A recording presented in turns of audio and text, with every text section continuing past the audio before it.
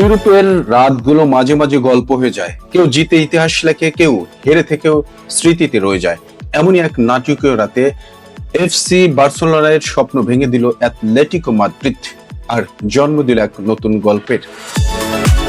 মঙ্গলবার গভীর রাতে উয়েফা চ্যাম্পিয়ন লিগের আলো ঝলমলে মঞ্চে বার্সেলোনা যেন শুরুতেই ঘোষণা দিল, আমরা ফিরতে এসেছি। স্টেডিয়ামের গ্যালারিতে তখন উত্তেজনার ঢেউ, আর মাঠে আগুন জ্বলছে কাতালানরা। মাত্র 24 মিনিট, এই অল্প সময়ে 2 গোল। তরুণ বিস্ময়ে লামিয়ে ইয়ামাল এক ঝলকে স্বপ্ন দেখালেন, আর ফেরার তোয়েফ সেই স্বপ্ন দিলেন বাস্তবতার ছোঁয়া। মুহূর্তেই সমতায় ফিরল ম্যাচ, মনে হচ্ছিল আজ রাতটা বার্সেলোনারই। কিন্তু ফুটবল তো শুধু স্বপ্ন নয়, বাস্তবের কঠিন হিসাবও বটে। হঠাৎ করে এক পাল্টা আক্রমণ, নিখুঁত পাসে বল পেয়ে গেলেন অ্যাডামোল্লাহ লুকমান, আর তিনি যেন এক আঘাতে ভেঙে দিলেন কাতালানদের আশা। গোল মার্কোস এর পাশে, সেই গোল যেন ছিল ঠান্ডা মাথার নির্মমতা।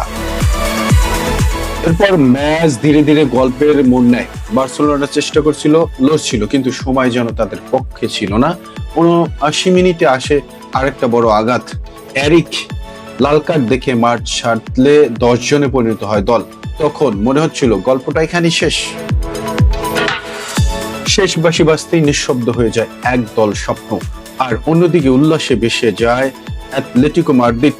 প্রায় 1 দশক পর তারা ফিরল সেমিফাইনালের মঞ্চে। এই জয়ের পেছনে আছে এক নির্ভীক যোদ্ধা, ডিয়াগো, যার দল কখনো হাল ছাড়েনি, শেখেনি। এখন তাদের সামনে নতুন চ্যালেঞ্জ, সম্ভাব্য প্রতিপক্ষ আর্সেনাল অথবা স্পোর্টিং সিএফ বা সিপি।